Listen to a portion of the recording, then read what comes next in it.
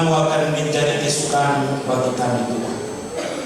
Ketika kami ada dan kami boleh bermalam kudus di hari, menantikan kelahiran Kristus sebagai Tuhan yang lahir di tengah-tengah kami dan telah memberi keselamatan itu bagi dunia dengan kematian dan kebangkitan.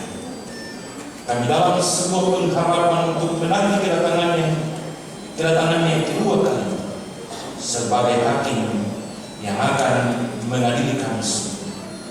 Tapi firman ini akan menjadi bagian hidup kami untuk kami mengerti dan melaksanakan apa keinginan Tuhan yang harus kami lakukan di malam kejadian. Bersabarlah kepada kami Tuhan, karena kami siap mendengarkan sabda-Mu. Amin. Mika pasal 5 ayatnya yang pertama sampai ayatnya yang keempat. Demikian bunyinya, Raja Mesias dan penyelamatan Israel. Tetapi engkau, hai Betlehem Efrata, hai yang terkecil di antara kaum-kaum Yehuda, daripadamu akan bagiku seorang yang akan memerintah Israel, yang permulanya sudah sejak purbakala, sejak dahulu kala. Sebab itu ia akan membiarkan mereka sampai waktu perempuan yang akan melahirkan telah melahirkan. Lalu selebihnya dari saudara-saudaranya akan kembali kepada orang Israel. Maka ia akan bertindak dan akan menggembalakan mereka dalam kekuatan Tuhan, dalam kemegahan nama Tuhan Allah. Mereka akan tinggal tetap, sebab sekarang ia menjadi besar sampai ke ujung, dan ia menjadi damai sejahtera. Apabila aku masuk ke negeri kita, dan apabila yang menginjak tanah kita, maka kita akan membangkitkan melawan dia 7 gembala, bahkan 8 pemimpin manusia. Demikian firman Tuhan. Dan yang berbahagia kita semua yang mendengar dan mau melakukan kehendak firman ini di tengah-tengah hidup kita hari lepas hari. Paduan suara majelis jemaat kami Amen.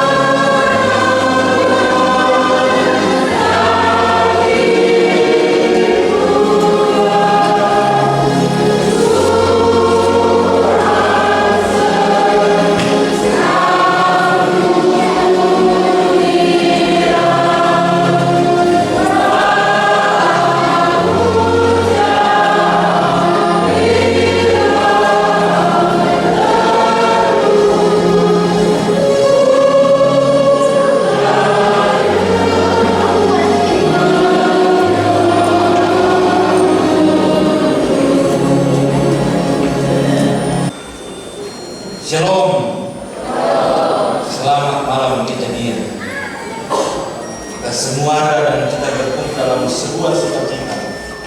Karena kita ada pada malam kudus, malam penantian, malam yang menjadi sebuah duka cita bagi Yusuf dan Maria, tetapi menjadi sukacita bagi para gembala, malaikat dan seluruh bala tentara surga dalam sebuah kemegahan dan keindahan nyanyian ketika kelahiran Kristus. Bacaan kita hari ini Mika pasal 5 ayat 1 sampai 4 akan mengingatkan kita dalam sebuah catatan tema. Yesus Kristus sang damai sejahtera kita. Saya ulangi, Yesus Kristus sang damai sejahtera kita. Tentu setiap orang yang ada tengah-tengah hidup ini ingin menjadi orang yang hebat, orang yang terkenal, orang yang besar, orang yang memiliki kekasan tersendiri, yang dipuji, diagung-agungkan, dinilai sebagai sosok yang begitu bernilai atau berharga di tengah-tengah hidup. Sebab semua orang ingin disanjung dan semua orang ingin dinilai dan dilihat seperti orang sukses dan berhasil di tengah-tengah hidup. Dan tentu juga tidak ada orang yang ingin menjadi kecil dan dihina, pandang sebelah mata dan tidak pernah diperhitungkan di tengah-tengah pergumulan hidup yang ada di tengah-tengah dunia.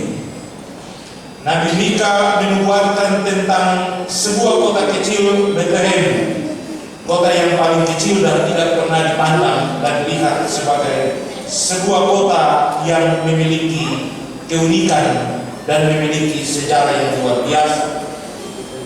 Sebab pandangan orang selalu ada dan tertuju kepada Yerusalem, kota kerajaan Yehuda, yang tentu sebagai sebuah kota yang besar pasti akan menghadirkan pemimpin-pemimpin yang luar biasa di kota ini.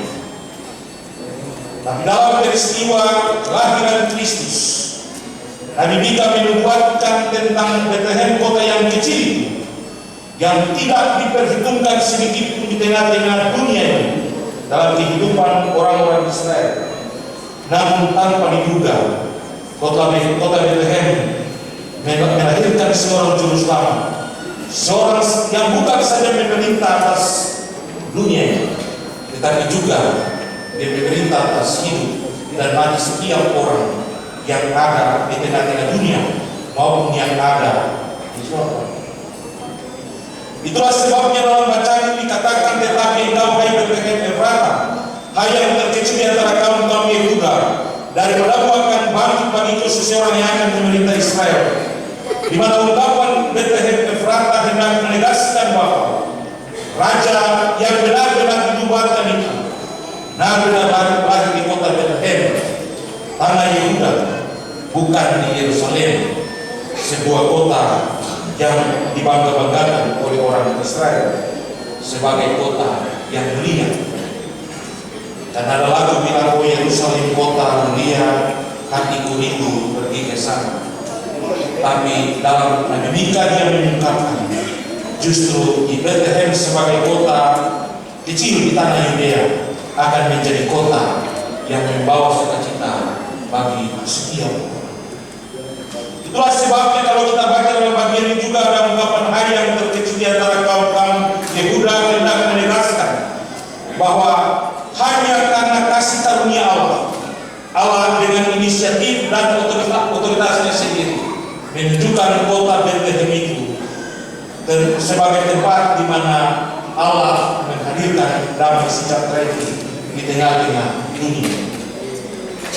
Hai yang terkecil di antara kaum-kaum Yehuda mengisyaratkan sebuah kota yang benar-benar dipilih oleh Allah untuk bagaimana Allah mendemonstrasikan kasih karunia dan damai yang ia hendak nyatakan di tengah-tengah kehidupan orang-orang Israel, supaya mereka juga memahami tentang Bethlehem sebagai tempat yang kecil dan inisiatif dan tindakan Allah menentukan apa yang harus dia lakukan dalam kehendaknya.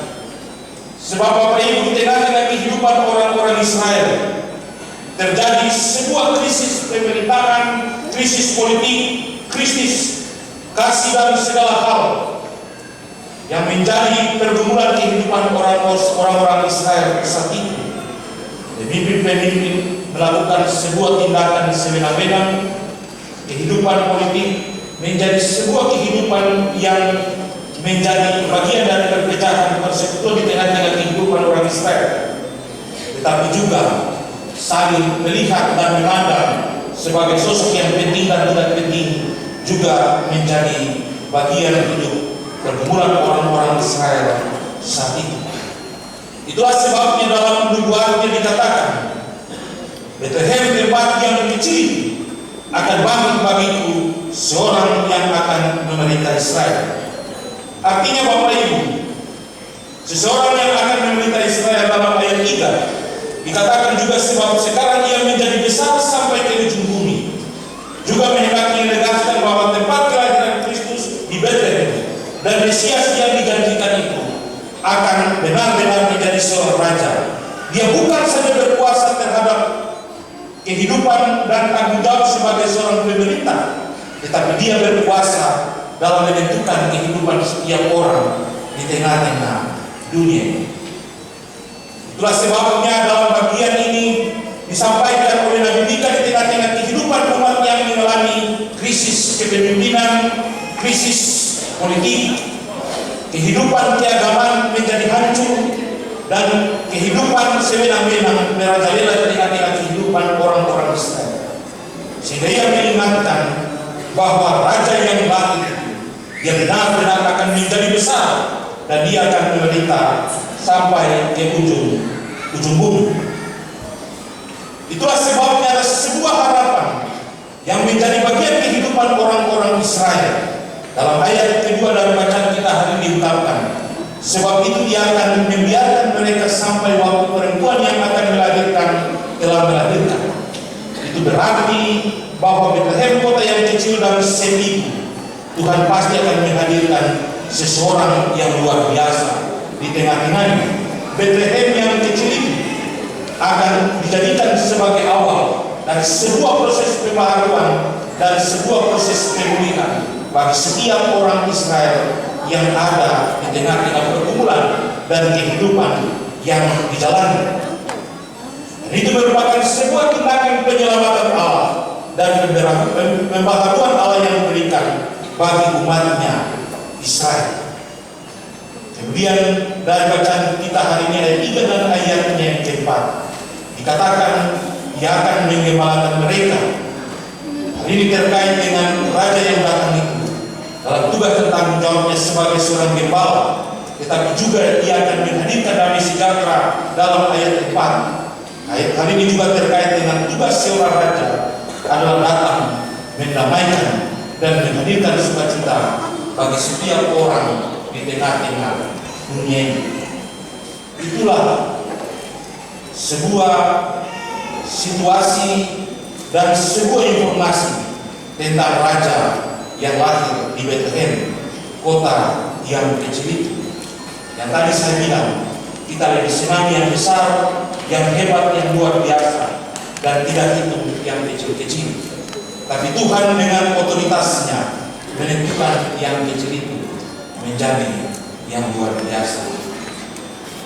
Kalau kita pikir-pikir secara kehidupan juga yang kita jalani dalam kehidupan kita, contoh seorang pendeta Utayana yang pikir yang terlalu jauh, dia sebagai ketua majelis jemaat Befata, dia lahir di mana kan? Di sebuah kampung yang kecil yang dari Sorong sampai di Akan itu bisa 6 hari.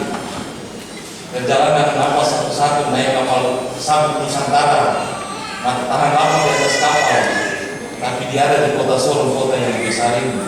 Ini kecil, tapi Tuhan dengan otoritasnya bikin ada dalam sebuah situasi yang besar. Dan itulah kehendak Allah dalam menentukan yang luar biasa.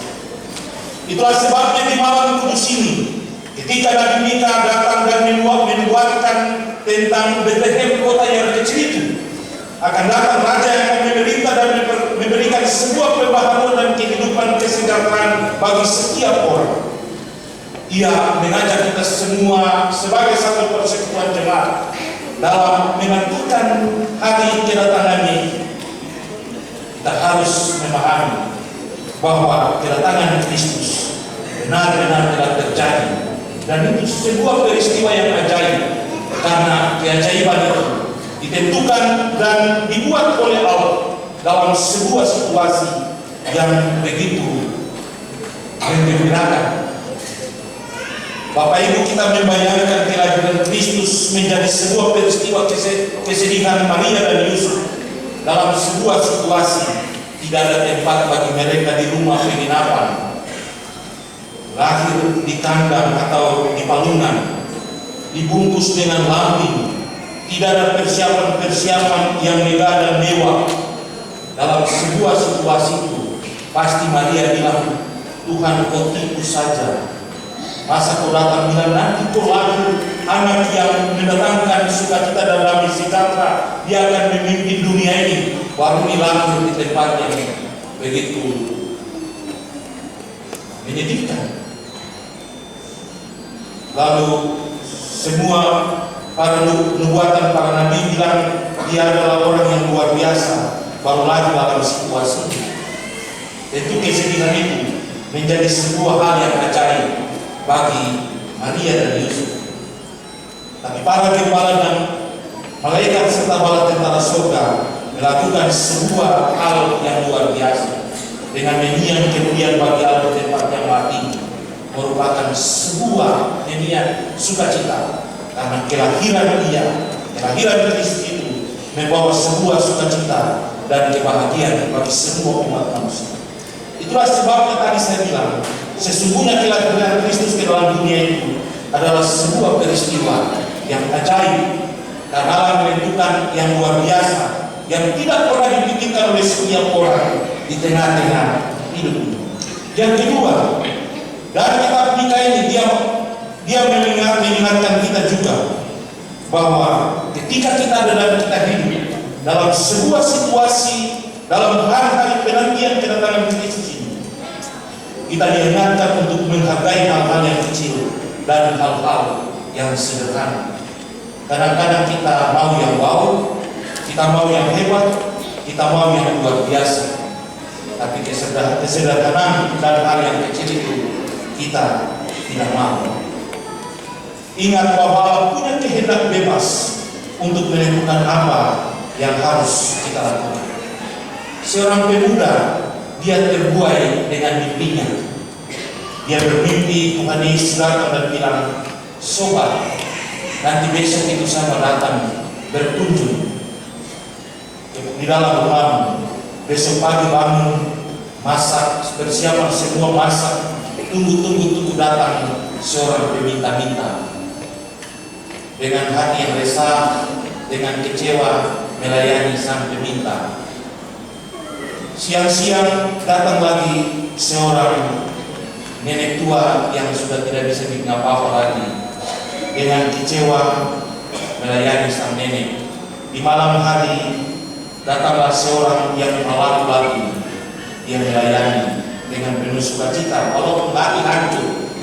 Lalu malam hari dia bilang untuk Tuhan dalam doanya, Tuhan, kau tipu saya, ternyata kau telah datang di satu rumah.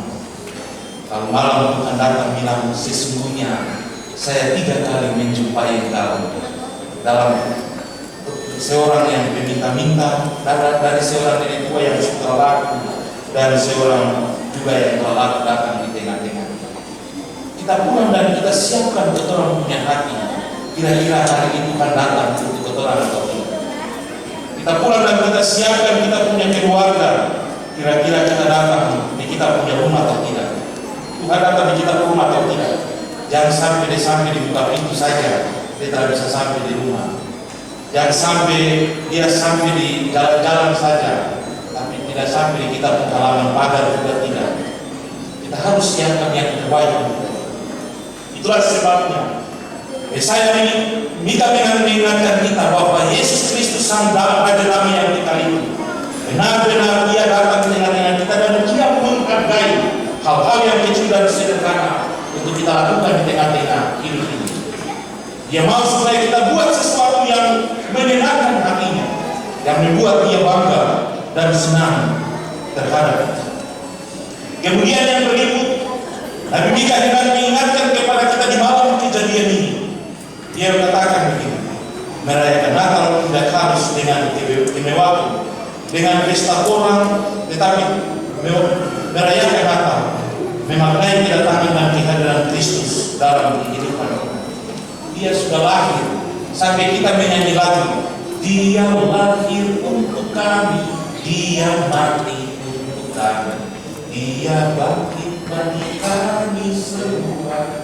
Lagu itu kita sudah nyanyi, kita suarakan, akui. Tapi dia punya pesan satu dua begini, nanti saya datang lagi sebagai hakim yang akan menghakimi kotoran semua. Merayakan Natal berarti kita memaknai sebuah proses kehidupan yang harus kita buat dengan menghadirkan damai sejahtera itu di tengah-tengah hidup kita, supaya ketika dia datang, dia menghakimi kita dan nyata kita menjadi orang-orang yang mendapatkan damai sejahtera itu. Tidak sembarang Maria menyanyi, hatiku bersukacita dan hatiku bergembira karena Allah Juru Selamat.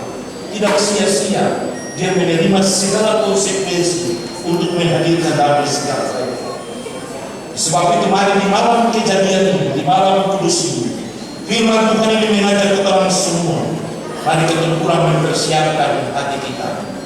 Sebab kelahiran Kristus, kedatangan Kristus mendamaikan diri kita dengan Allah. Ada lagu bilang, kalau lagu apa yang bilang, kalau bukan kasihnya maka yang ada hanya jurang yang menganga. Kalau bukan Allah tidak mendemonstrasikan kasihnya yang besar itu, tidak ada hubungan kita dengan Allah lagi, karena semua itu putus dan hanya jurang yang menganga. Tapi karena kasih Allah yang besar itu, karena Allah mendemonstrasikan segala sesuatu menjadi bagian hidup kita dan dia ini, maka Yesus menjadi jembatan yang baik bagi kita dengan Allah. Oleh sebab itu, di malam Natal ini, malam kejadian ini, mari kita mempersiapkan hati kita dengan penuh sukacita. Kita buat yang terbaik supaya Tuhan mengasihi kita. Tuhan menjadikan kita sebagai orang-orang yang menjadi bagian dari kehidupan kita. Dan Tuhan tentu akan memberkati kita dalam seluruh tugas dan tanggung jawab yang bisa kita kerjakan. Kita ada tengah-tengah dunia dengan tugas fungsi peran kita masing-masing. Mari kita memainkan fungsi dan peran kita dalam kehidupan ini, dalam menghadirkan sukacita yang luar biasa bagi kehidupan keluarga kita, bagi kehidupan sesama kita, bagi kehidupan dan kemuliaan Allah di tengah-tengah dunia ini. Supaya Tuhan terus akan menjadikan kita sebagai orang-orang yang penting dalam hidupnya, dan kita juga akan menjadikan Dia sebagai Allah yang memberi damai sejahtera dan kehidupan yang kita itu bagi kita di tengah-tengah dunia ini. Selamat mempersiapkan diri untuk menyambut kedatangan Tuhan di tengah-tengah hidup kita. Amin.